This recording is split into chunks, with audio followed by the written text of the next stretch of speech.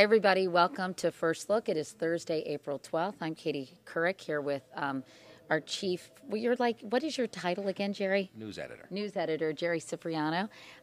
He's also my work husband, right, Jerry? Exactly. He and I work together. We sit next to each other and we fight like the Bickersons. Exactly. Not really. Actually, we get along really well. We have fun writing together, don't you think, Jerry? We do. We have a lot of fun.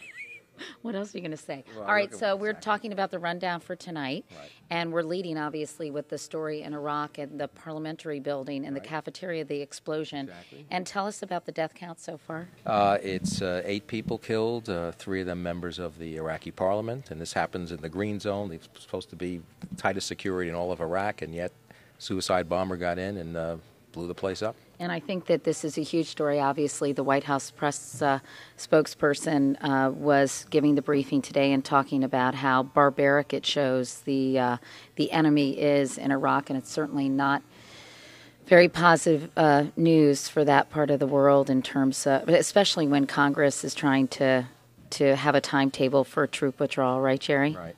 And then we're also going to be catching up with the war in Afghanistan, the spring offensive. Lara Right. Logan's got a exclusive report from... Let's talk about that spring offensive, and that is that there's a real fear in Afghanistan that the Taliban is reconstituting itself, and they were going to do a major spring offensive when the weather got warmer, and now NATO is trying to do a preemptive, beat them to the punch offensive, and Lara Logan is going to cover that story, right, Jerry? That's right. Then the Imus saga continues, as many of you probably already know. MSNBC has pulled the plug on the simulcast of his radio show. What is the latest on CBS on that front? CBS is so far sticking with the 2-week suspension, but they say the whole situation is under review, and we'll see.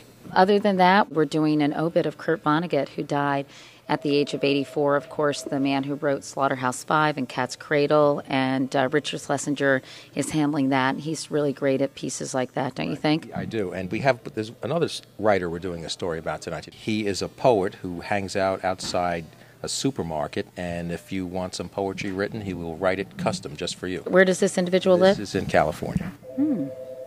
Fascinating.